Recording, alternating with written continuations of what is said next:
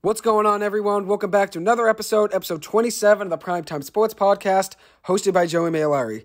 So today is a very special day for this podcast. I have my buddy coming on, Liam Kenney, one of my best friends, coming on to talk about how his hockey season went last year. He played for Concordia University in Ann Arbor in Michigan. Played for them last year. We'll be playing for them this upcoming season as well. Plays college hockey for them. Going to be talking to him about how his freshman season went. We'll preview this upcoming season as this is his sophomore campaign coming up in just about 2 months. We'll talk about his expectations for this season, what he learned as a freshman playing last year, and then we'll talk about the Bruins. We'll talk some Patriots, Giants. That's a big preseason game tonight. We'll preview that for you guys, and we'll also talk about the Celtics, potentially trading for Kevin Durant. We'll also give our opinions on the Cape Cod Baseball League finals, which he actually worked for the Falmouth Commodores this past summer. So he's a lot to talk about for that. We'll break down how that season went as well. So as you can tell, we have a lot to talk about. I'm very excited to get him on. I'm going to have him on here in 1 second. Hope you guys enjoy it, and thank you again, as always, for listening. And here we are. Now I got my buddy Liam, as I said, sophomore defenseman at Concordia University of Ann Arbor in Michigan. Liam, how are we doing, kid? What's going on? Doing well. Happy to be here. Happy to be on the show for once. Hey, love it. Concordia hockey. We're going to talk a ton about that. We'll start with them. Thank you for coming on, though. I appreciate it. It means a ton to me. So last year, 13-16 record. You did play, though, some of my MAC schools, Kent State, Western Michigan, Toledo. I will say, my football alliance with those schools does not align with the hockey team, so I'm a Concordia fan all the way. But with that being said, though, this upcoming season, you got a ton of good games, which you start out the season with Oakland University of Michigan on September 30th and October 1st. I've been doing a ton of research of your schedule, your stats last year. I'm going to break down some of your numbers right now really quick. 15 games played, scored a goal, 3 assists, 4 points as a freshman defenseman. You scored your first goal, though, against Toledo. Your first collegiate goal. Yeah. How was that, though, scoring your first collegiate goal? I'm sure it was a crazy moment. How was it, though? Yeah, it was awesome. I was paired up with one of our captains at the time, Abel Christians. He was actually forward most of the year, but he dropped back to help with a couple injuries. And he just told me where to set up. I got a good draw off they got a good win off the draw. I took a step to the right, shot it. Luckily, went right through the legs of one of my teammates, and luckily found the net. There you go. No, that's awesome. I love it. I'm proud of you, though, because I know you've been putting in a lot of work, too. You've always been a great defensive defenseman. I know you always want to play great defense first, but I'm sure scoring a goal, there's no better feeling than that. I know you like blocking your shots and stuff like that, though, too. Yeah, absolutely. I know you like getting back. Yeah, I've always been a defensive defenseman, but it's always nice to get a couple points on the score sheet. Definitely. That's a good thing, though. I mean, a lot of guys, which me and Mark, we're big Northeastern hockey fans. Jordan Harris, you know who he is on Northeastern hockey. Very good defensive defenseman, and sometimes you need that. I mean, he can help you on offense, too, but you want a guy that's going to get back on defense, break up a couple players, 2-on-1s. You're that type of guy, and I'm sure Concordia is psyched to have you out there. Big sophomore year coming up. And one thing is you guys did lose to Indiana Tech in the WHAC semifinals last year. You did make it to the semis, though, which is awesome. What was it like playing in the playoffs? Yeah, so actually I was unable to play. Our team itself played really well. We played Lawrence Tech, which was a really hard game. We always have big battles against them. And then we were able to take on Indiana Tech, which was huge. Really good team. They're really physical. They're always dominating our division, and a really good team in the ACHA. We were going into it huge underdogs, but we were able to slug it out and have a pretty good game. But it's just reload. We're all looking forward to next year. It's just putting more into the fire. Our big thing is to beat Indiana Tech. They're one of the only teams in our division that we have not beaten yet. We beat Tech last year, Aquinas, and we beat those teams last year for the very first time. So we're looking to make a big push this year to finally get that win against Indiana Tech. Definitely. Yeah, I didn't know you didn't play that playoff game. I'm sure you would have helped out there. You guys did make it to the semis, though, so that's an accomplishment on its own. And obviously this year you guys have a lot to look forward to. And I'm going to break down some of the season preview in a few, but I'm going to ask you some questions about how your freshman season went. I did, as I said, I looked at the schedule a ton. For this upcoming season, you don't play any MAC schools, really. No Toledo, I don't think. No Western Michigan. No Kent State. Played those last year. This year we're adding a lot more road trips. Like we're having to stay over in Chicago to play Roosevelt, and then we're also going to Pittsburgh for a 2-game series. So we're just kind of, with COVID finally settling down, we're doing a little more traveling. Which Definitely. I love the overnights. It makes it more fun when you play the team back-to-back, especially when you're in their home rink. It's going to be a big game. Definitely. Yeah. Definitely. No, I'm excited to see you make a big jump this year. So with your freshman season, you played 15 games, got a lot of experience. How do you think your freshman season went? Yeah, for myself, I feel like I had a pretty good year. Having that one goal was huge. I was not expecting to have goals that year, so it was huge. Beautiful. I had some bad luck in November. I missed about 5 games with COVID. I was out for 2 weeks, so that kind of stunk. But besides that, I feel like I played really well, got good minutes. The guys around me were super helpful. I had a lot of older seniors who were captains and assistant captains who really guided the way for me to help me see like what I needed to change in my game to go from the junior level to the collegiate level. So that worked out. Definitely. And so what would you say is the biggest thing you learned as a freshman on the ice? I know you got a lot of experience, 15 games. You did have some things in the middle. As you said, COVID. It's tough to really get back with your rhythm. Obviously, conditioning, you lose that when you have COVID. So I'm sure you learned how to, get back and you learned how to be resilient. That's definitely one thing I can tell coming back from COVID, getting back on the ice. But what's one big thing you learned as a freshman on the ice? The biggest thing is you got to treat hockey like chess. You always got to be looking ahead. Like when you're going to the corner with the puck, you can't just be thinking about what you're going to do with the puck. You got to think about, okay, I'm getting the puck there, but what's going to happen after that? You got to think like 3 steps ahead every single time. And that's a huge thing our coach, Dave Wolberg, preached, that like you always got to be checking your shoulders. You always got to be looking steps ahead, that if you're not preparing yourself for the next play, you're going to get smoked. Definitely. And I can definitely tell from, I watched a couple of the games. I did go to some of your games too over the years. And I can tell one thing about you always play very sound hockey all around. You're not going to ever try to make a superstar play and then not get back on defense. You'd always rather get back on defense. And I think that's very valuable in hockey. I watch, as I said, a lot of Northeastern hockey games, watch a lot of BC hockey games. I think the difference between some of those programs is a lot of the BC guys want to score, a lot of the defensemen. So over the last couple of years, Marshall Warren, that's one of them, just to name them. But Marshall Warren always wants to score. He won't get back on defense. Jordan Harris, different on Northeastern, always wants to get back on defense. One thing about you is you want to get back on defense always. I think that's kind of like you said, playing chess. You always got to know your next move. If you guys take a shot and they're going to get a breakaway, someone's got to get back, and it's got to be you, obviously. So you're a very sound hockey player. I know that. And I'm sure you're definitely looking forward to getting back on the ice this year. And I know you guys go back pretty soon, right? Yep, we're heading back in a couple weeks. I'm going a little bit earlier to meet up with some of the other defensemen to go over what our plans are for the year. And then I'm also going to LA, like we were talking about on the side earlier, which is going to be a lot of fun. And then we go when school starts. Yeah, you'll be going to LA to be there for the Rugby Championship, correct? Yeah, it's World Rugby Sevens Championship. They have a bunch of them all over the world. It's a lot of countries like Australia, the U.S., and a lot of others will be represented. It's a really great opportunity I have from one of my professors at my school. We have really. So we're a small school. We got a lot of professors who got those connections to really help us get to the next level where we want to go professionally and athletically. Dude, yeah, you have the best connections out of any school I've ever seen someone go to. Like I go to BC, big Power 5 school. My siblings went to Northeastern. Like there's big schools like around here on the East Coast, but no one has these connections that Concordia University has in Ann Arbor. No joke. No schools have that connection. Yeah, I've been very lucky, especially as a freshman. I got to go to the Super Bowl, like we talked about. I was able to go to the Super Bowl. I worked at SoFi right on the floor. I was able to work Shannon Sharp's Cognac Lodge event. Shannon Sharp, great guy, really easy to have a conversation with. Awesome. While there, I was able to meet a bunch of big players. Like one of our favorites in the past, Matt Judon was there. I met super nice guy. It was funny. They did an interview with him, and they were. It was like come up with a funny question for him, and it was, "What would be your $1 million invention if you could make one?" And his was stairs that would become slides. Really? That was his big $1 million idea, to make a ton of money, and it was super funny just seeing the other side of the athletes. Like I met Michael Irvin. Yeah. I'm trying to think who else I met. Michael Irvin. You met Russell Wilson, right? I'm sorry? You met Russell Wilson? Russell Wilson, yep. I met Jay-Z. I was able to shake Jay-Z's hand, which was probably the best experience I had when I was there. I met Usain Bolt. Mary J. Blige. It was a really cool experience. I got to meet a lot of really talented people.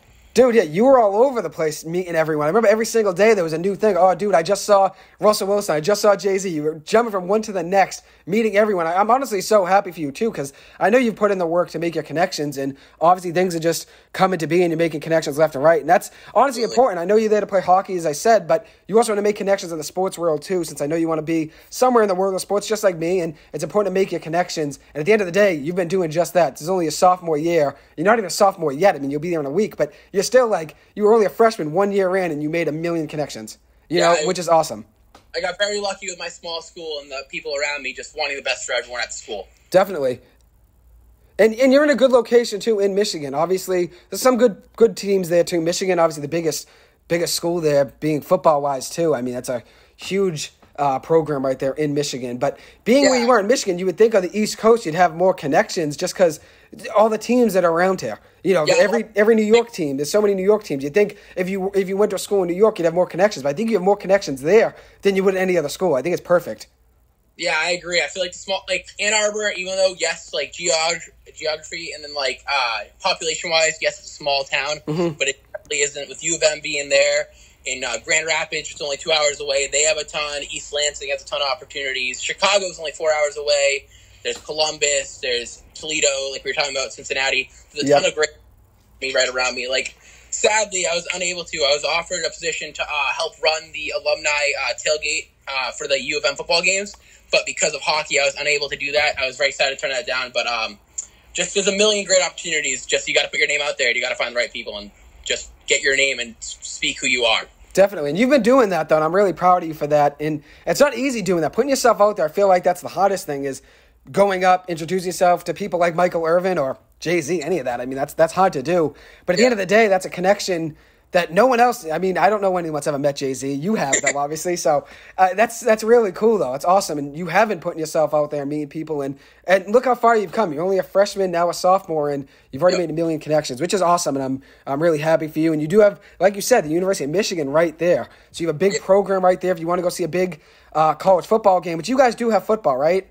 Yeah, we do have. We actually have one of the stronger teams in the NAIA. Last year, we made it, I believe, to the semifinals. I could be incorrect. We won our division. Every year, we're a powerhouse in the NAIA. I know for the Midwest division, we're right now ranked 4th in the preseason, so which is a little lower than we would like. But I know that we have a lot of strong quarterbacks. We actually just had a transfer who was a walk-on at Texas A&M. Wow. And Concordia, wicked nice guy. I worked a ton of events with him. Cody Wallace, he's going to be a really good quarterback in a couple of years. I feel like Concordia is going to get on the map really soon for the NAIA. That's awesome. Yeah, that's great. So the NIA in every sport? NAIA and everything? Yeah, so for hockey, we they don't have an NAIA division. You as ACHA, right? We're ACHA, yep. We're yes. Got you. That's cool, though. And you're in a great location, too, as I said. So if you wanted to go see a Michigan football game, or Michigan State, Michigan, Ohio State, any of those, you can just go right down the street. But then again, you have your own football program, which is nice. Because, I mean, a lot of schools around here, if you go to BU Northeastern, there's no football school. There's no football program, which I think even if it's a small football program, just having anything is nice. Yeah, the football, the atmosphere around football games. Like, I played football. We played flag football in high school. It's just like, football is just a different sport. It's like hockey. It's just like the atmosphere in the rink or in the stadium. It's just different. Like, definitely. Being at Michigan Stadium, it's just the big house. It's just a different experience. You can't compare it to anywhere else. It's just an amazing feeling. Definitely, right where Brady was too. I know you're a big Brady guy. I'm not the biggest Brady guy. I've become more of a Brady guy though. Drafted him in fantasy, but I know you're the biggest Brady guy, and a lot of our friends love Brady still, even though we left, obviously. But I know we went to the Bucs. Some people switched to being Bucs fans. You stayed a Patriots fan though, of course. Yeah, talking about all those trips I had, I also had the opportunity to go down to Tampa Bay to work the Bruce Arians. They had every year they have golf tournament. Their foundation, which is pushing for it's nuts assets for underprivileged youth, and he's Mr. and Mrs. Arians are amazing people. Them alone made me Buccaneers fans. I met them personally. We were talking for a little bit. They're just great people and always looking out for the best for everyone. They're just really good people. Dude, yeah, you've met everyone, honestly. And I honestly was going to ask you about that trip because I didn't know if it was in Florida. I thought it was somewhere closer to you. I didn't know you went to Florida for it, though. I thought it was in the Midwest. We're outside Tampa Bay. It was the golf tournament was at the course where they play the Valspar, which is on the PGA Tour. Mm-hmm. There was a ton of people there. I met Vita Vea, who I have one of the funniest stories. So I'll go through who I met and then I'll talk about it after. I met Todd Bowles, super nice guy. Now the head coach. Yeah, now the head coach. Yeah, I actually met the entire offensive staff. I was working one of the holes, and they were asking if who was the next hole, and we were shooting the shit for a little bit. Super nice people. Mm-hmm. And I also met another big podcast for the Buccaneers called Loose Cannons. Super nice guys. They were offering me an internship program where I was like, sorry, I'm actually from Ann Arbor. I can't do it. But everyone in Tampa Bay were just super nice. Everyone wanted to be there, just trying to have a great day of golf and just trying to put money back into the community around Tampa Bay and Florida area.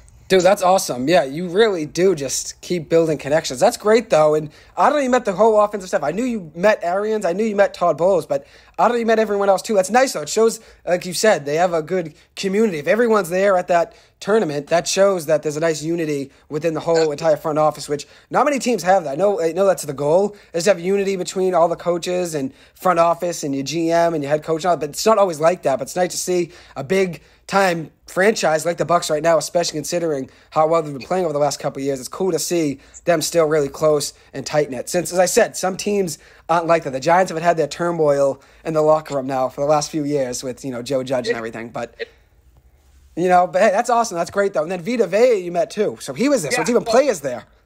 Yeah, so Vita Vea was there. We were one of the holes, I want to say it's like hole 6. It was a par 3. And he went up with his driver. I was like, oh, you shouldn't go with the driver. You're going to hit it too far. He's like, no, I got it. Goes up, rips a bomb off the tee. I've never seen a perfectly placed ball. It was like 10 feet from the cup. It was a great hit. After the fact, Euro steps, goes back to where the sponsor for the hole, which was Loose Cannons, podcast, grabs a chicken wing and just destroys the chicken wing. It was one of the funniest things. He's a gentle giant, such a nice guy. If I didn't know he was a football player, I wouldn't tell. He's not this big, he's not a scary guy. Super, always smiling, just having a great time. He's a super nice guy. It was awesome to meet him and just see that experience and just see him interacting with the fans. Dude, that's really awesome. Yeah, the chicken wing, too. I didn't know that. That's a great story. They were really good chicken wings. I got to say, they were really good chicken wings. I did have a couple. They were really good. I'll imagine, dude. That's great, though. That's sick. Yeah, so you just keep making connections. I said, that's just unreal. That's going to be the theme of this. I mean, when I write the title at the end of this, it's going to be all the connections my guy made in just 1 year. Met the entire Tampa Bay Buccaneers staff, their coaches, their players, everything. You met everyone. It's awesome, dude. It's great. And as I said, keep building that. Keep building. I mean, you're only a sophomore now. You still have 3 more years to keep building that. And we're going to get into, too, we'll talk about what it's like being a sports business major, because that's what your major is, right? Yep. We'll talk about that, too, and what it's like, being a sports business major and then making all these connections, too. But one last thing about hockey. So what was the transition like from going from the juniors to the ACHA? Yeah, it was tough.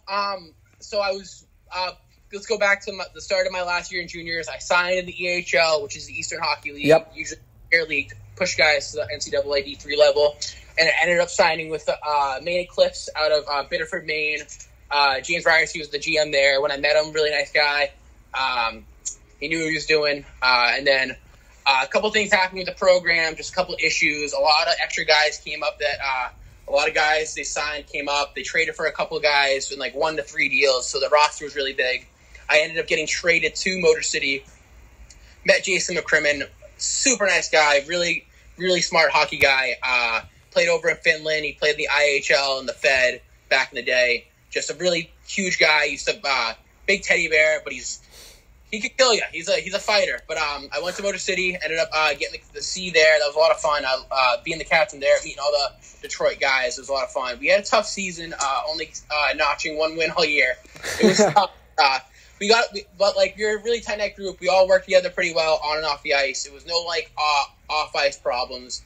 And actually with Rick Shore, who was the scout at Concordia, I came in, met a couple of the guys. It was just it fit like that. I snapped my fingers and I was there. It was amazing. Super nice players. I ended up figuring out we had a lot of similar teammates from juniors and stuff, so it helped make connections. And the biggest struggle was just going from a team where we were losing a ton of games to where the culture was we need to win. Mm-hmm. It was hard going from never-ending pressure in the D zone when we're getting pressured every game, playing guys in the OHL and the WHL. These guys who, one of them got drafted. I played against 2 guys last year who ended up getting drafted in the NHL. The OHL is nuts. The OHL is so stacked. It shows the caliber of the skills. With COVID, it made it really hard. A lot of those guys came over to the U.S., and it was just a trickle-down effect. Guys who in the U show went down on the NAL. Guys in the NAL came down on the USP. It was just all the leagues got a lot stronger, which made the top teams a lot stronger and made that divide really big. Mm-hmm. So it was really hard just going from that difference of I need to move this puck or I'm going to get smoked to I have the time, let's make the correct play, let's move forward. That's probably my biggest thing, and I'm still working on that. I'm really trigger happy when I get the puck, but that's something I need to work on and just perfect that part of my game, being stronger, having more confidence with the puck, knowing that I have that outlet pass or I have that extra time, extra space, that extra second. Yeah, I know it's probably tough, too. Like you said, you're playing all those OHL guys, which the OHL stacked. I know they didn't have a season in 2020, right, because of COVID. So a lot of those guys came to America to play. Yeah. And that's the problem with, the competition, I'm sure, was really high there. And that's a problem if you have a team that only has one win. It's going to be tough to keep up with those OHL guys. But I know you play the game very well. As I said, play the game right. And sure, you chip the puck against the boards when you could to avoid a hit. But at the same time, you got to make a right play. Even though you guys only had one win, you still want to make the right play for the team. And sometimes that means getting hit, or that sometimes means you hitting someone else. I know you've had some big hits in the past, taking guys out in the middle of the ice. I've seen some of those clips. Yeah, I definitely like playing a physical game. Controlling the puck, like we were talking about, that's the biggest part I need to fix. I feel like I'm a very strong defenseman, throwing the body, getting in scrums when I need to, stepping up for the guys. But just the offensive side of my game just needs to get critiqued and get a little stronger, and that's going to be the big piece for next year, going into next season. Definitely. Absolutely. So, with that being said, now we're going to transition a little bit about what it's like being a student athlete, which we already got into, all the connections you've made. So the question I had about the Super Bowl, you already answered that. You did great with that. You answered a ton about all the connections you made through that. And then obviously with Bruce Arians, a lot of connections in the NFL, Bruce Irvin. Michael Irvin, excuse me. Not Bruce Irvin, the former linebacker. Michael Irvin, former great wide receiver. But Bruce Irvin would have been cool as well. With that being said, though, as for what it's like being a student athlete, how was the adjustment to college learning as a sports business major, and then also balancing that with being a college athlete, which that's really hard for a lot of people to balance classroom and playing. So I guess that's the first part of the question. What was it like balancing both of those? Yeah, it was definitely a change from being in juniors and having that full gap year where my life was hockey, and that's it. I woke up, skated, lifted. That was it. Like, hockey was my life for a full year. So it was really hard making that transition back to being back in the classroom, but a big thing that helps is Concordia requires for all their student athletes study table hours, which is players have to be in the library and clocked in for a certain amount of hours each week, or there'll be consequences from their coach, which I feel like is a really good thing to keep your players accountable, which it definitely made me accountable being on campus. I totally could have just stayed in my room playing PS4 all day, getting the stuff, But we had to be in the library, but it ended up being like, it made us as on-campus freshmen or anyone else who's on campus, made us a lot closer and tight-knit because a lot of us are the same major. It's a lot of sports, hospitality, and business. SHB, that's what our major is. And then JPP, which is justice and public policy. A lot of the hockey players are both those majors. So it helped a lot because we're taking a lot of the same courses. We were able to work together and collaborate. And that definitely helped in the classroom. Our school is extremely small. Like we said, it's a very small school, 1,200 students. So a lot of our classroom sizes are super small, which definitely helped. It made my life a lot easier having the classes capped around 18. Some of my classes even got down to about 6 kids in the classroom. It's crazy. Wow. But definitely like that. It definitely, our school and high school, Boston Collegiate, smaller classrooms definitely helped me out a lot. It makes it easier to have that one-on-one connection with your teacher rather than U of M when you're in a hall with 400 other students. Yeah. And you're But I definitely feel that. I know with me at BC, big school, not all the time, but because I like to make connections with our professors and get to know them, but there'll be times you're in a lecture with 250 kids, 300 kids, and even if you introduce yourself, they're not going to remember your name. So I think you being in a classroom of 6 to 10, 25, I think even 30 and under, it's very easy to make a connection with the professor. And anything over that, 50, I guess you can make a connection. But anything over that, 100, they're not going to remember your name even if you went up to them the day after. It's really hard for them to remember 100 names, especially when considering, at the end of the first day of class, a lot of kids go up and introduce themselves. Unless you make a really good mark on them, it's going to be hard for them to remember your name the next day unless you go to office hours a ton. So having that connection of 6 people in a classroom, that makes it very easy. You get to know the professor well. They get to know you well. And you can even talk to them, too, about anything. I'm sure you probably start talking about your hockey games and all that. And I think it's easy to make connections like that, Which it's interesting that when you go to a school that's smaller, you could, it feels a lot more united. Even though my school's big, 10,000 kids just about, you'd think there'd be a lot more unity. There is a unity to it, but I think a smaller school, there's a tight-knit group feeling to it. You know what I mean? It's not the same at a bigger school. Yeah, absolutely. Talking about the tight-knit start, my school actually is 85% student-athlete. So if you're in a classroom, almost your entire class could also be student-athletes. So we all have the same problems where it comes, we have lifts, we have skates, we have runs, we have training, we have all this stuff on top of our classroom and our homework. So our teachers totally understand that. And actually, my advisor actually played college soccer at UNC and also coached for a couple years after that. So she totally gets the student athlete side of it. So she's super supportive with setting up my class load where on days I'm going to have games like Fridays, like I have my classes stop at noon. So I have the day to get ready for game day and stuff like that and mentally get prepared. And Monday I have more of my classes because I don't have practice that day. So I can try as I can in on off days so then I can try to get my homework done and stuff like that. It's just a lot of the professors and my advisors, they understand your point of view. It's not like you guys are so separated where it's so hard to understand what's going on. We're very similar, and it makes it a lot easier to communicate and get what you need for yourself to be successful. Definitely. I'm sure that makes it easier, too, when you have a problem. You don't understand something in a class or something. It's very easy to go up to a professor when there's 6 people. And I'm sure it's even harder as a student athlete. I mean, you probably have practice and stuff after class, so it's hard for you to even find the time, really, to meet with the professor. For me, in a big school, sometimes to meet with the professor, you might go to office hours, might be a million kids there, and you might not be able to meet with them. So yeah, as I was saying, in a big school like BC, it's very hard to find the time to meet with the professor because the professor might have 10 other kids to meet with in that same day. But in a smaller school, 6 kids in a classroom, you have a lot higher of a likelihood that you can meet with the professor and talk with them. And I think that's a really cool environment. And we were just talking about, 85% of your school is student athletes. It creates a nice, tight-knit group of students. It's really cool, and that's awesome. I didn't know it was that many. I would have said 70. Because, I mean, looking at your team for next year, which we just talked about this a minute ago in the break we just had in between, cuts there.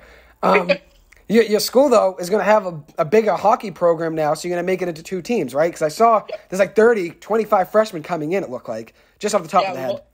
Yeah, we have a lot of freshmen. So the goal for the 2 teams is we're going to have our D1 team, which is going to be our more competitive team that's going to continue playing in the WAC. And then our D2 team is going to be independent, and it's going to probably play a shorter schedule.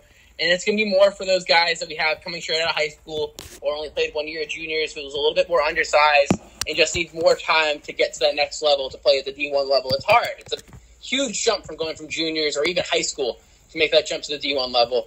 So it helps to have that extra buffer for like half the season or a year or whatever. And it also helps for upperclassmen who, say, aren't the most skilled or go through injuries or stuff like that.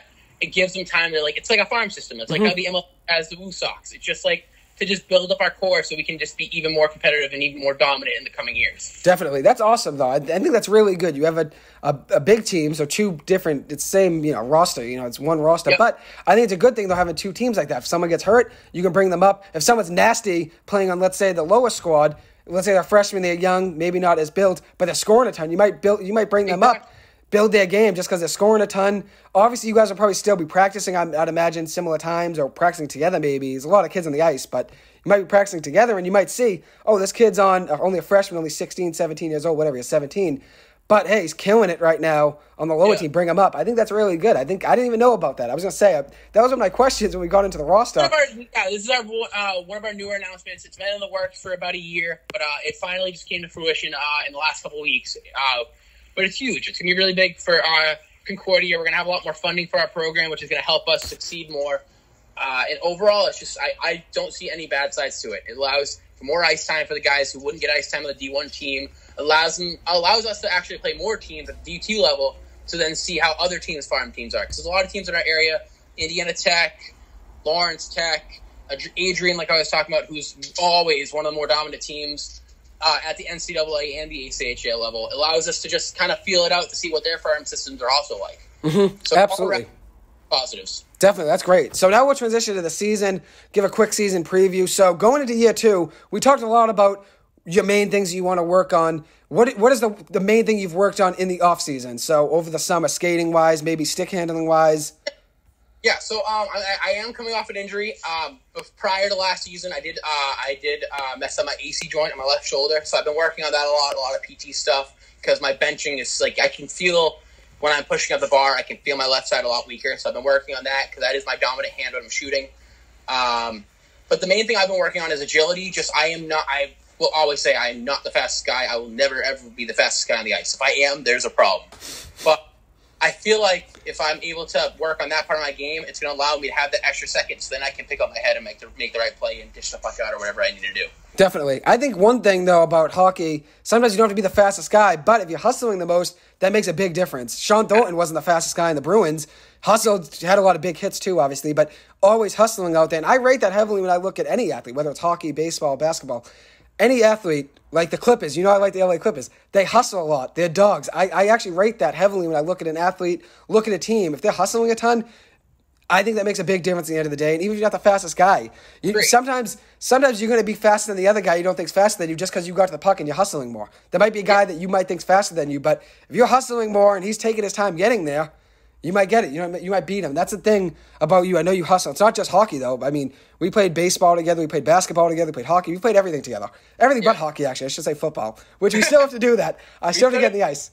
Absolutely. I still have to get in the ice with you just to mess around. I mean, we've always messed around with, our buddies Ryan and obviously Joe Ho and all them saying that I would turn into Ovechkin when I get out there. But it's an inside joke. Inside joke for the viewers. But then, with that being said, though, with football and everything, you always hustle in every sport. So that's a good thing, though. You don't have to be the fastest guy out there sometimes. And sometimes the fastest guy doesn't get to the puck since they're not hustling. I think that makes a difference, especially in hockey. A lot of the time, you have to get down there, try to beat an icing call, stuff like that. You have to be hustling at all times, especially playing at the college level. I mean, a lot of kids are going to be fast. So you got to really give it your all every single shift. And I think it's a good thing with you guys having a big roster, too, because I mean, I don't know how many guys you can carry on game day, but it might help. If you're getting, like you were saying, when you were playing in the juniors, it was tough. You were getting pressured in the defensive end every single game. So I'm sure you got gassed easily out there, but I think that helps you with getting stamina now playing at this level. Everything you've done in the past has helped you get to where you are today, and I'm sure all those skills from the juniors to here have translated well, and now you're even building them more. Like you said, you're working on, obviously, a shoulder injury. That was an injury on the ice, but you're still working on getting that stronger to get, full recovery on the ice. But like you were saying, skating, big part of the game. Decision-making, that's not really a big thing you have to work on because you've always been a very good decision-maker in all the sports. Like I said, football, you know where to throw, which we can get into flag football talk a little bit if we want. But you would know where to throw the ball always, and you would know every single play, which you were probably the only one besides Sam Alexis that knew every single play and every single offensive playbook. Every one of them. Every one of them. I'd go over to you some plays and just be like, dude, what am I doing on this play? Right? Yeah, like we were talking about, like whether it's plays or whether it's knowing where the puck needs to be, it just comes down to making yourself. Coach can't take you off the ice. Like no matter skill, does not have to matter. If you know where you're supposed to be and what you're supposed to do every single second, your job is to make sure your coach can't take you off the ice. That's how you get the most ice time. That's how you get the most playing time in football. It's like studying the playbook. It's like knowing where I need to be to succeed the most, or showing coach that I am putting in the most work off the ice, on the ice, everything. That's going to make the difference between whether you're playing or not. You just got to make yourself indispensable. Absolutely. And that's a good thing, though, that's a great trait to have, though, wanting to get better. Obviously, doing your homework on the outside is very important, too. I know a lot of guys, which we were talking about this before in our group chat, Kyler Murray, part of that, which I know it's gone now, that provision in his contract, though, with the homework thing where he has to study more. I don't know if that means he wasn't studying before, but at the end of the day, you want to be putting in the work off the ice, just like you are on the football field, whatever sport we're talking, whether it's Kyler Murray in football or you in hockey, which very similar players on the football field. We'll talk about that, too. Two-sport athlete out here. Quarterback, defenseman, you got both there. But you got to be able to do your homework off the ice, off the field like Kyler Murray. Now, obviously, I don't know if that meant he wasn't doing his homework, but you have to be dedicated off the ice if you want to be the best player of your caliber, of your ability. If you want to be to the best of your ability on the ice, you have to do homework off the ice. And that's a big thing now, I'm sure, with the jump from juniors to now playing in college. You're probably doing a lot more studying of film, and even if you're not studying, maybe you probably studied in the juniors, right? You guys have film? Yeah. Film every week. Okay. Checking on the other teams and stuff like that. Yeah. Got you. We definitely do it more at the collegiate level. We do it, usually we try to do at least once a week as a team, and then we, of course, like my roommates will like throw the TV on and just watch like the other team playing, or just like talk about, oh, this guy did this, and like we should watch that, stuff like that, which is always huge. One of the hugest things was one of our wins against U of M Dearborn last year was purely just us analyzing the film and seeing, okay, every single time they send their guys up the ice on the sides and cross, if we just stay man-to-man, they will not score. And that's how we ended up getting a sweep against a ranked opponent last year and getting our first win ever against U of M Dearborn, both on the road and at home. And was actually one of my last games, and I had 2 assists that game. Kind of proud about that game. There you go. Yeah, we definitely, it definitely comes down to the film room and just knowing what your opponent's going to do. If you mimic your opponent, they can't do anything. If you stay in front of them, you watch that chest, you watch that puck, you make sure they can't get to the net, you're going to play in games. It comes down to that. Definitely. And speaking of talking about your teammates, I know you were saying you were watching a lot of film with your teammates, watching games. So as a team, we were just talking, we have a ton of incoming freshmen coming in. That was one of my questions, but now I got it answered. You guys will have 2 teams now, obviously. But you're bringing back a lot of key pieces, and I was looking at the roster, looking at a lot of stats. Hunter Kemple, he had a big year last year. Hunter was killing it out there, 11 goals, 11 assists. 22 points as a junior. Now he's come back as a senior. He also had a good year as a sophomore in the 2019-2020 season. 13 goals, 14 assists, 27 points that year. 7 power play goals that year, too. He also actually holds the most career goals in Concordia history with 48.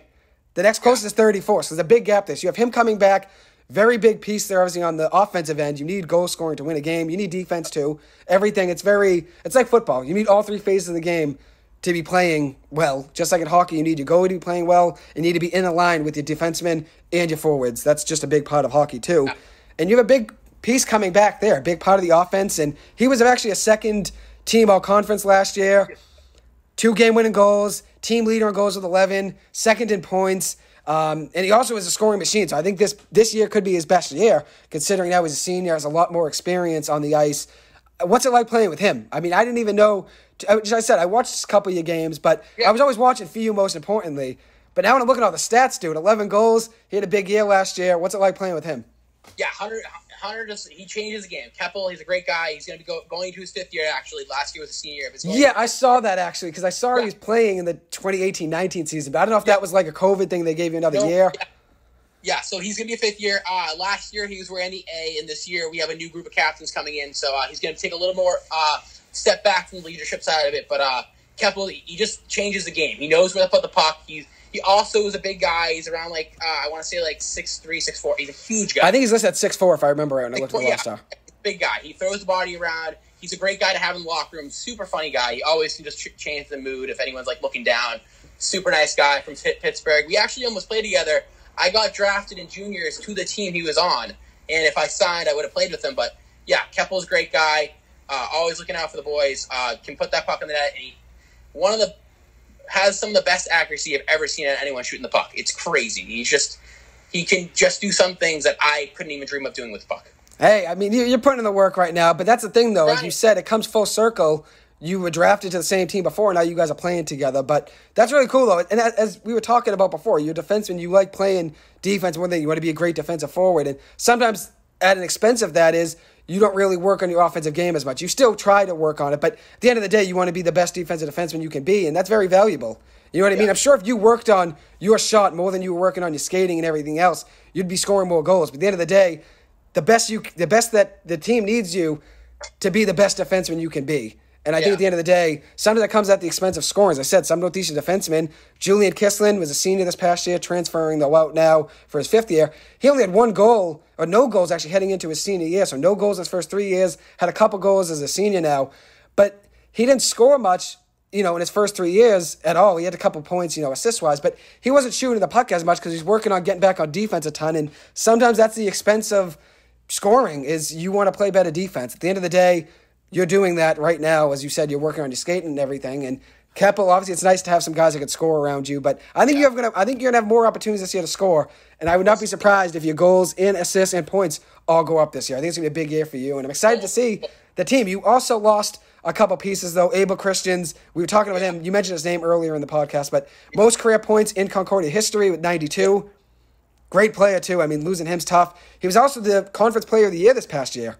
Yeah. Abel was a huge anchor for our team. He was a captain since his freshman year, from when the program started. He's just he is that guy. He would bully people on the ice.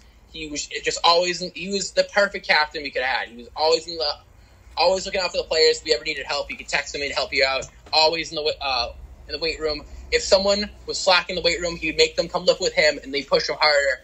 He just wants the best for himself, for his team, and everyone around him. It's just he's that guy.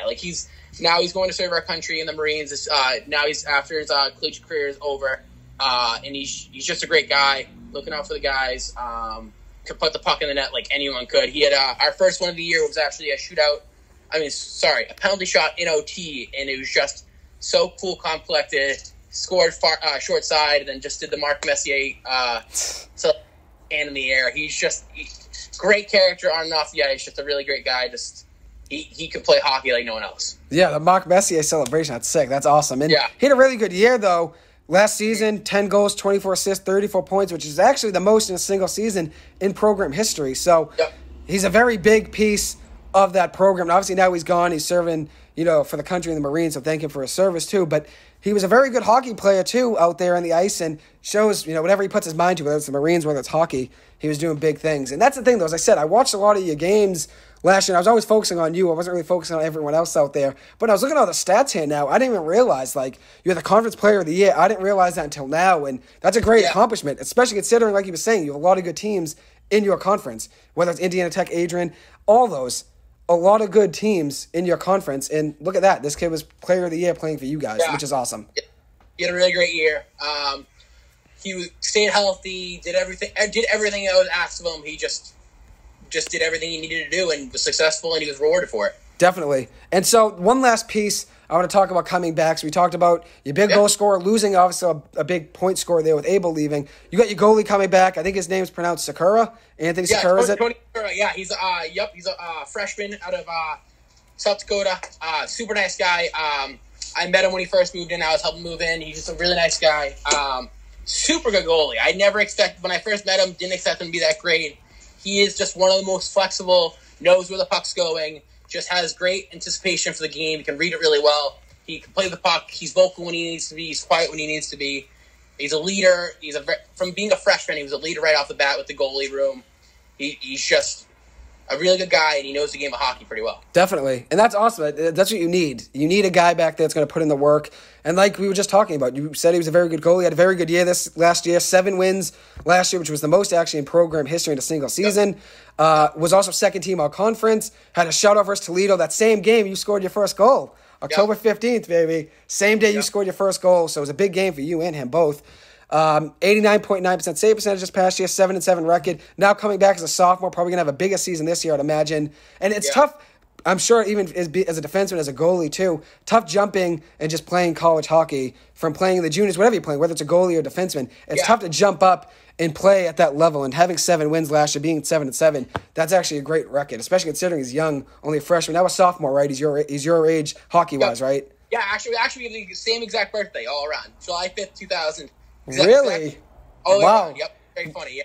That's awesome. You're older than Zion Williamson by a day, if I remember right? By a day. Exactly. Yeah. So if he ever comes out, you can say I'm older by a day. If you ever get in a feud with him, that's gonna help me. If you ever get a feud with him, you can say you're older than him by a day. But I always remember that fun fact. I didn't realize you had the same birthday as Sakura. That's cool though. Yep. But he had a very good year last year, as I said, 7-7 record. And one other thing, I was looking at the roster. You have a Brendan Murray on the roster, but it's not the same Beamer. We do have Brendan Murray. Yes, Brendan Murray was my roommate last year. He's from Monroe, Michigan. Nice kid. He's a little undersized, so he wasn't really throwing the body. He has to adjust from being that. He was that guy in high school from his small town SMCC. Made the jump to the collegiate level straight from high school. Played in a ton of games. Got some points. Had a good goal against Lawrence Tech. He's a good player. He's going to keep growing. He just needs to get bigger. That's going to be the big thing in his game. Absolutely. You guys have a lot of good pieces coming back, and as I said, you guys have a lot of incoming freshmen coming in. So I'm interested to see how the two teams work out. How many freshmen you have in your real roster, the top one, and then what the bottom one looks like too. Which I think is going to be good for kids, like we were saying, kids that are just freshmen, undersized. Maybe they're big, big kids, but they still got to work on certain parts of the game, whether it's skating, scoring, stuff like that. It's going to be good for them to get some experience playing wise. I think the best way to get better is playing or practicing. Either way, just being on the ice is the best way for you to get better at your game, whether it's playing or practicing. You just got to keep getting the reps. It's going to make the difference between whether you're going to play on the top team or the bottom team. You just got to get the reps and then do what you can with those reps. No matter if it's just 1 or if it's 2 or if it's 1,000,000. You got to try 100% every single time. That's going to make the difference between whether a freshman makes it or a junior gets sent down. Or even me gets sent down. It just comes down to coming in every play and just doing your best. Definitely. And so now, last couple questions about the hockey team. I'd imagine I already know the answer to this one. I'd imagine the answer is your first game of the year, but which game are you looking forward to most? I know you open up with Oakland University of Michigan on September 30th and October 1st. Yeah. I'd imagine that's probably the game you're looking forward to most, just getting out there in the ice. But any other game besides, or is it that game? Yeah, so Oakland's being a big game to open the year. We never played them before. Very close to us in distance. A couple other big games I'm looking forward to is when we travel to Chicago to play Roosevelt. A close friend of mine and one of our goalies last year, Stephen Ward Brown, actually just transferred because we had a pretty large goalie room and he saw what was in front of him and made the best decision to transfer. He will be missed this year in the locker room and on the ice, but it'll be fun to play against him, see him again. And also, one of my old assistant coaches is also playing there now. Coaching there now. Yep. Awesome. I'm looking forward to every game against a whack opponent, which is what I should say. But all those games are always huge battles. We're throwing the body. It's getting chirpy. Everyone's in each other's faces. It's just good hockey where every point matters. Whether we're playing Indiana Tech in Indiana, where they are one of the best teams in the country playing at their home rink, or playing Rochester, who, because of numbers last year, they were unable to have most of their season. It just comes down to those teams. Every team in our division can win a game, can win or beat us. It just comes down to showing up every game. So there's going to be some big ones. John Carroll is also a big one. An old team of mine from high school. Andrew Sahatchin is, I believe, either the second or third string goalie there. So it'd be very nice to see him again, see if he's getting some ice or not. So, yeah, we have a ton of big games in this schedule. Just looking forward to all of them. But Roosevelt's a big one. Indiana Tech is a big one. And then, like you said, Oakland's another huge one. Definitely. And so you kind of already answered this question before, but the question I was going to have the next one is, how are you feeling about the season? I can tell you're very excited already. And I know you said before, the main thing you guys want to do is just keep winning games in your conference. That's your biggest goal coming into this year. And that's another question of mine was, what's your biggest goal for this year as a team and then as an individual player? And I think you've already answered as an individual player, you want to get better. Skating-wise, like you were saying, obviously it's a transition to playing college hockey. So your second year, it's a good transition. From your first year to second year, it's going to be a lot smoother transition than before your freshman to your freshman year. But how are we feeling about this upcoming season? I can tell you're excited, but I'll let you answer it on your own too. Yeah. Our coaches have been preaching since the end of our last season that nationals is our goal. If we hit nationals, that is our goal. Nationals are bust. That's what we need to do. We are a fifth-year program, so we are still pretty young. Last year was our best season ever. We had doubled our wins from the previous year. We beat a ton of teams in our conferences, so we know that we can play to that level. And we did lose a lot of key pieces, like we're talking about Abel Christians. Thomas Hendry was another big piece. Growth was another one. Just a lot of guys we missed, but we do have a lot of guys coming back. The Beanick twins, Troyer, Kucera, and then Tails, who's actually going to be our captain this year. We're looking for nationals. We're looking to get back in Marlboro. We're looking to play there and get to nationals. We would love to win the WAC, whether regular season or in the postseason. We need one of those to make nationals. To qualify? Qualify is you're ranked in the top 25. You win your division regular season, or you win your division postseason. Okay, that's three chances there, which is great. There's a very, very high chance that we. No, I shouldn't say very high chance. There is a chance that we make it. We gotta work hard. We gotta win every game. All our conference games, we gotta get every point. Whether it's 2, whether it's 1, we need to get every single point to make that push for the nationals and hopefully show that Concordia is not just some small NAIA school that can't win hockey games. Mm-hmm. And you guys have turned the whole program around, which is great. And you're a 50-year program, so it's going to be, you're going to have growing pains your first year or two, maybe 3 years. You got to recruit, obviously. You're just stepping in. Being a hockey program, I think it's probably the hardest sport to just step in and start playing, I feel like. Probably that and football, both very hard to just step in and play since you have to recruit. You know what I mean? It's tough to recruit guys, especially for hockey, too, because a lot of big schools around there in Michigan, so it's hard to recruit guys. And on the East Coast, too. But on the West Coast, there's not many schools there, so it's a little probably easier to recruit guys from there. Guys are from California, so it's easy to recruit them to come play on the East Coast since there's not many schools around there, if any, really, to play for. They do have a good bunch of hockey schools. They have San Diego State has a team. I know Oregon has a team. UNLV is probably one of the top 10 powerhouses in our league. I didn't know that. See, I was thinking there weren't going to be many schools there, so it's probably easier to recruit. Very, very good. UNLV. Okay. They're very competitive. They compete with Liberty, who's also they're a very good team. They would compete with Lindenwood, who just made the jump to the NCAA 1 level. I saw that. Yeah, Lindenwood's coming in. Yeah, I saw that, which is awesome. We have a couple of teams that could definitely play it. Like Adrian could play NCAA 1, even though they have a D3 team. They can play 1. Just a lot of our program, a lot of the teams, whether on the East Coast or West Coast, are very strong. It's funny, a lot of the East Coast teams for our division are a little bit weaker just because of the NCAA 3 level, just leveling it out. It makes it a little bit harder because it's double the teams that are trying to look for players. While in the Midwest and out West, there's less NCAA D3 teams. In the Midwest, I can only think of Adrian and Trine. And maybe and then Finlandia, which is a much smaller school. Yeah, I actually know Finlandia. Yeah, I've heard of that. But yeah, it's tough though. As I was going to say, I think it's tough to start a program in hockey and football because I think hockey is. I didn't realize there were that many schools on the West Coast, but I was thinking it'd be easier to recruit kids from the West Coast that are nasty just to come play in the Midwest. But I didn't know that because I know in Michigan it's really hard to recruit guys there because there's so many schools, so many options in that area, whether it's Indiana, Illinois, any of that. You know what I mean? There's a lot of options there.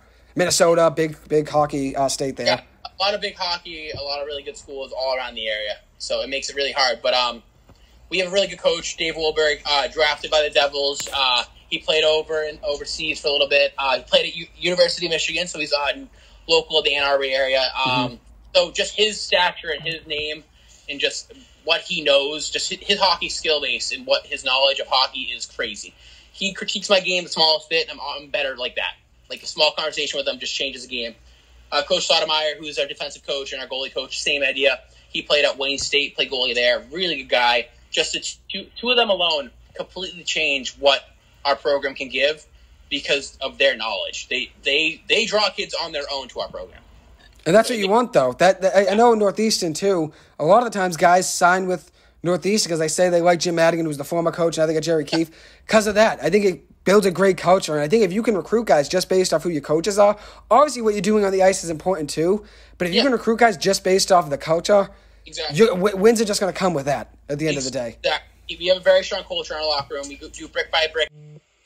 Yeah, just the ability to go by brick by brick allows us to put every brick together and just where everyone's a piece. Whether you're the cement, whether you're the brick, you're every part of it, and you're just working together to push towards just getting better as a team, a program, yourself, just on and off the ice as a person. The idea is just we're always building to be better. Definitely. Brick by brick, we're getting brick by brick. They always say get 1% better every single day. So you build small, progress every single day builds up to obviously immense progress, and a lot of obviously being a hockey school too. You got to be able to put in the work, and progress is very important, especially considering now when you go back to school, you guys will just be practicing, but you still want to see progress in practices before you get on the ice, playing real games, playing, some of those schools like you were talking about, Adrian, very good schools. You got to be your best now. Every single day you want to be the best so you keep building and getting better and better, So I think that's obviously a big thing, especially in hockey. Practice is very important, and especially conditioning-wise, I think it's probably the most important thing because I know watching hockey, a lot of time guys get gassed 2-minute shifts sometimes if they can't get off the ice, can't dump the puck or something. Sometimes that happens where you're gassed because of that. So conditioning, obviously, I think that's a big thing of building brick by brick. You're not going to be able just to stay out there for 2-minute shifts, on a limb. You got to be able to put in the work in the offseason, stuff like that. So I get that. I like the brick by brick line. I think that's a very good piece to build on and build by. And I'm sure a lot of your hockey coaches, whoever you send this to, whether it's the players on the team, I think a lot of them agree with that and did like that. So that's great. Anything else you want to talk about in the hockey season before we'll jump to the Falmouth Commodores? Anything else you want to mention? Yeah, I just feel like all around, just our program is just making step by step, just getting better. Our goal is to make nationals, like I said. Hopefully, if we make nationals, maybe we can hop back on here right before that. Dude, always. I want you to come on mid-season, dude. I want you coming on mid-season. That works for me. Yeah, we're actually when we make nationals. There you go. I'm with that. We'll be playing actually in Marlboro, Mass. That's where the nationals will be this year. Yeah, for the next either 3 or 4 years, they will be in Marlboro. So the rest of my time at Concordia. So hopefully, we'll have more times playing there in front of the boys and hopefully see some viewers out there. Dude, no, we'll be there. That's awesome. Yeah, I'll definitely be there. You guys got to make it then, whether it's this year, next year. Obviously, I want it to be all 3 years, but if you make it there just once, I'd be sick, obviously, just being there and seeing you play. It's an accomplishment making it on its own. It's not easy to make, obviously. So if you make it, that'd be great. Obviously, I'll be rooting for you guys. And as I said, I want you to come on. So this is just my summer podcast. When I'm back in the studio, I want you coming in live on air, dude. Will people listen in live? Well, tell me when, and I will call. I know you'll be busy, too, so what we can do, and I've done in the past, too, you can have people come on, record it, kind of like we're doing now, and then I can just play it on air, because I know you'll be busy. You've had practices late at night and all that. You have a busy schedule when you're back at school, so we can do anything at any time, and obviously it's going to be hard for you to talk, on game day, obviously, or something. So we can do it around your schedule, game schedule, whatever it is, weekends if you have a day off or something, or midweek. Yep. We'll figure it out. But I'm excited to get you on there to talk live on air. Obviously, now we're talking about the upcoming season. Now, when you're in the season, I think that's going to be even sicker. You talking about games you just had, scoring a goal, having a big assist, a big hit, a big shift. That'll be even better. Yeah, I would love to have that. Definitely. I'm excited to have you on. So